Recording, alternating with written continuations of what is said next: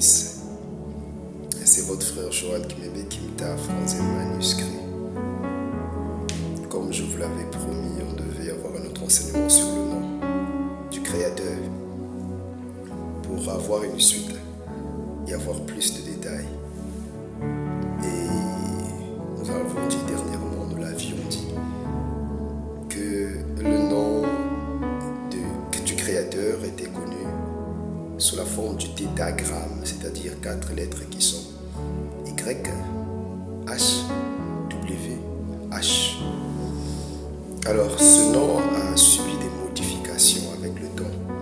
Et dans d'autres versions de la Bible, au lieu de laisser le tétragramme, on a mis le nom éternel.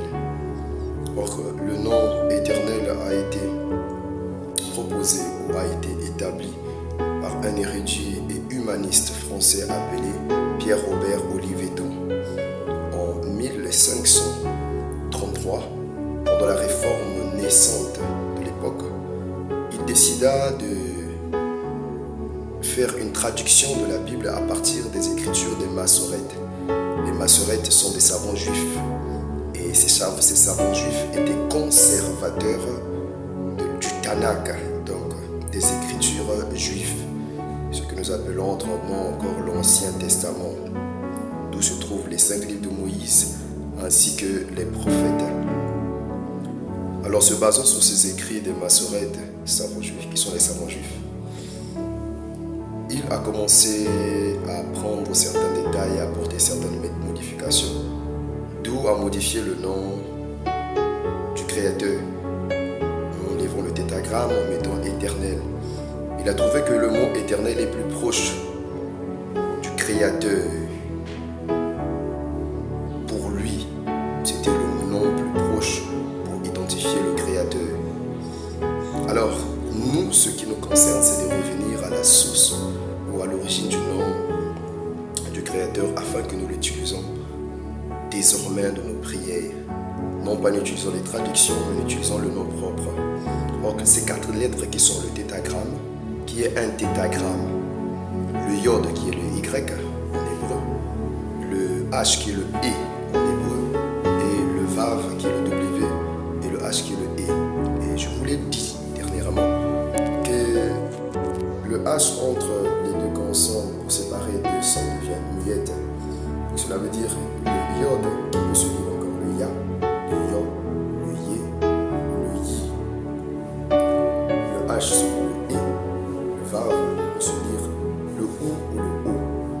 Et la dernière lettre qui est le H subit le E. Ça veut dire que nous avons Yahweh, Yod, et Waw, et ainsi de suite. Alors, ce tétragramme est la représentation de la plénitude de l'Élohim vivant. Cela veut dire que ce nom représente la plénitude du Créateur. Alors, en hébreu, chaque lettre a une valeur numérique. Pour le Yod qui est le Y, sa valeur numérique c'est le 10. Le H, sa valeur numérique c'est le 5. Le W, sa valeur numérique c'est le 6. Et le H, c'est le 5. Le tout va nous faire 26. C'est pour dire que 26 est le nombre qui détermine le Créateur. Donc le nom de l'Éternel a une valeur numérique de 26. Je dis que 26 c'est le nombre qui détermine Yahweh, ton Créateur. Alors, ce tétragramme YHWH a une forme contractée, représentée dans sa forme contractée comme étant le Ya ou le Yé, c'est-à-dire que YAH ou YEH. Et cette forme contractée, nous la retrouvons dans différents noms des Hébreux. Par exemple, avec Esaïe. Esaïe, c'est la traduction du véritable nom en hébreu qui est Yeshaya. Yeshaya. Vous voyez qu'il y a le Ya, le YAH à la fin. Ça veut dire que Yeshaya veut dire mon aile ou mon Elohim. Ya. Donc, est le créateur et Yahweh en d'autres termes. Yirmeya qui est traduit par Jérémie. Vous voyez qu'il y a toujours le Ya, Yirmeya. Ce qui veut dire celui que Ya a désigné ou encore celui que Yahweh a désigné. Et quand nous venons avec le nom de Jésus en hébreu est connu comme étant Yehoshua. Nous avons le Yé, le grec EH, nous avons le O, W, nous avons le SH, W, UA et apostrophe, le Yeshua. Donc nous avons le Yé à l'intérieur qui est la forme contractée de Yahweh, du tétragramme. Ce qui veut dire que le nom de Jésus veut dire, le nom de Yehoshua, veut dire Yahweh qui sauve. Pourquoi Yahweh qui sauve? Parce que dans Yehoshua, à part la forme contractée qui est le Yé, forme contractée de Yahweh, nous avons Oshéa à l'intérieur. Oshéa, Oshua, qui veut dire salut ou sauver. Qui n'est autre que l'ancien nom que portait Josué, Osée, qui est traduit comme étant Osée, mais à qui Moïse a donné le nom de Yehoshua, parce que Yehoshua, Josué, c'est la traduction du nom Yehoshua.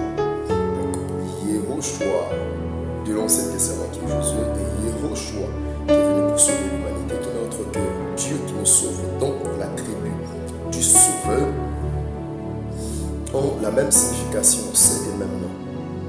C'est les mêmes noms. Cela veut dire que nous devons revenir à l'ancienne manière de faire, comme je vous l'ai dit. Le nom Yahweh, Elohim, ou encore Yahvé ou Yahweh Nzambi, ou Yahvé ou Yahweh Yambi. C'est lui notre créateur. Or que le mot Dieu vient de plusieurs dérivations, pourrais-je dire. Le nom Dieu. Le nom Dieu, c'est la traduction en grec de Théos. Le nom Seigneur, c'est la traduction du grec de Kurios. Chez les Hébreux, Adonai a été traduit aussi comme étant Seigneur. On n'oubliez pas que le mot Seigneur peut être partagé à n'importe qui parce que Seigneur veut dire maître. Alors si on entre dans ces traductions où on prend des mots qui nous rendent un peu semblables au Créateur, c'est un peu plus dangereux. Or que le nom du tétragramme, donc Yahweh, est un nom qui ne peut pas être communiqué, donc c'est incommunicable. Il est l'unique Yahweh, Elohim, créateur des cieux et de la terre, de qui sont sortis différentes sortes d'esprits. Et c'est lui qui a créé tous les autres esprits qui existent. Alors, le Seigneur voulant, prochainement nous parlerons sur les esprits créés, les esprits engendrés. La différence entre ces deux choses. Et nous toucherons aussi les attributs de Dieu, pour que vous voyez la différence entre attributs et nom. Donc, Yahweh, cette forme du tétragramme, est le nom du Créateur dans l'Ancien Testament. Dieu n'est pas un nom, Dieu est un titre. Or, dans d'autres versions, le nom du tétragramme, ce tétragramme est remplacé par Dieu. Dieu est un titre qui détermine une divinité, quelque chose que nous adorons. Or, Yahweh le détermine lui, autant que le nom de l'Élohim, créateur. Alors, nous verrons tout cela, les attributs, le nom, les esprits créés, les esprits engendrés avec les Écritures de la Bible. Merci de nous avoir suivis, que le Seigneur Jésus-Christ, qui est l'incarnation de Yahweh sur la terre, parce que Yehoshua, c'est le nom humain de Yahweh sur la terre, que le Seigneur Jésus-Christ